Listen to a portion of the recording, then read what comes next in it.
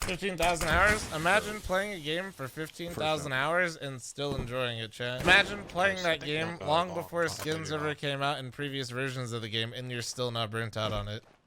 Now imagine that game is completely free to play for people now. And I know all you pessimists are gonna go complain about something, but like, it's really hard to change the fact that Counter-Strike, in my opinion, is the best game ever made. It's not a fact, that's just my opinion. Site, dead. One more platform. Dead. One door. Mid door. 1 HP. One dead. Your teammates in lower. He's at car. This is good when you're winning. I mean, any game is good when you're winning. Any competitive game ever. This goes the worst anti-cheat ever. See, like I said, there's always going to be the one pessimist. Unpopular opinion, I always hate it. VAC actually and VAC net are probably the two coolest things in any non-invasive anti-cheat. Even though I don't play matchmaking anymore, like, but then again, I never really have, and it wasn't because like necessarily cheaters. I mean, I started playing ESA and all that stuff for leagues, but I think if you objectively look at what Valve has done with the game, it's actually way more than any other developer ever has towards cheating, especially VAC net. Not even close. Not even fucking close. One more corner. Like, I'm not trying to, you know, but what people don't understand, right? Like, a lot of the time is, for one, VACnet is literally one of a kind. No other game does it, and it's probably the only way to ever really get ahead of any sort of cheating thing or make a real dent in it. And also, every other game uses almost always some dog shit free. Like, bro, Battle Eye is dog shit. Easy anti-cheat, straight trash. Bro, you got people that were in Fortnite winning like $100,000 and they were cheating. I realize I'm not going to sit here and pretend like there isn't a cheating problem in Counter-Strike. But also, on the other hand, I think people are really quick to just shit on them. When in reality, I think they do a lot of good work with VAC. Not saying it's perfect, and I'm not saying you can't be really frustrated and there aren't cheaters. I'm just saying I think they do a lot more and recognize it a lot more than other developers do. Two more in B. Yeah. Fuck, one more. Hard left the door. Charles 125 million with cheat. Surely we're not this stupid. Like, name another developer that created a self-learning AI system that can detect cheats, separate from its original anti-cheat. It's not perfect. It's not great. There's still a lot of cheaters, but at the end of the day, like, they are putting way more fucking resources into it than any other developer. They care way more about the integrity of their game than any other developer does, but they just get shit on by the community because there still are cheaters. Like, it's like, bro, it's a never-ending problem. You also, like, as games develop over time, so does the cheating culture for the game. Like, people, like, genuinely will chronically and just, like, always cheat in the game. And Counter-Strike's been around a lot longer than pretty much every other FPS on in the market. Dan M told me all the pros are cheating. Did Dan M tell you he got a VAC ban? Brain delay. He got caught by VAC. He's tagged towards long car. That thing that he said all the pros are getting around, and he fucking makes videos all the time of random ass aim lock on like fucking 10-tick demos. Meanwhile, he got caught by that very anti-cheat and ban.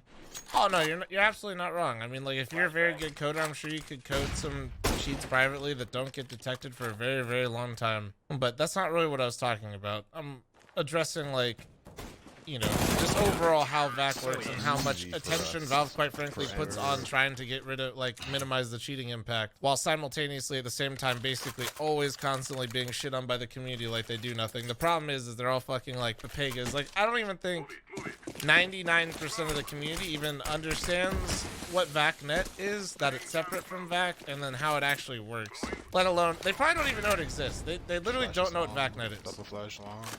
Why is Facet's anti-cheat so much better than Valve's? ESCA's and Facet's are better because they're far more invasive, bro.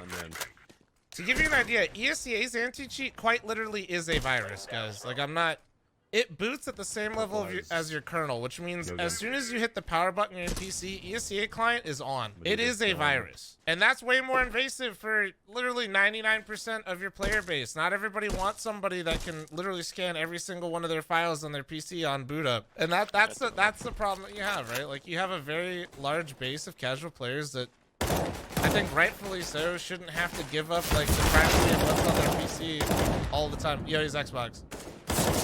The monthly cheat talk where everyone challenges Fawn's knowledge. I mean, I'm not even super knowledgeable. It's just people are so quick to be angry about everything. Like if they're wronged, instead of like objectively stepping back and seeing like what caused the situation and what could be done better, they just fucking bitch. No constructive criticism, they just complain. Like, could you explain VACnet? Okay, so VACnet is a self-learning AI, okay? And what its current role is at the moment is it'll automatically identify cheats, okay? And the way it learns is it sends, when it thinks it sees a cheat, VACnet will immediately send the case to Overwatch, where it's then decided by a human. So VACnet, every time it's correct, is learning, and every time it's wrong, it's learning what cheats look like from just, yeah, like just what they look like. I still think it'd be so interesting to see what would happen if VACnet was allowed, and it has around a 99% accuracy rating. It has an 80%. I thought when they first did the study, Valerie, it came out at like 98% or something like that. Yeah, cute it.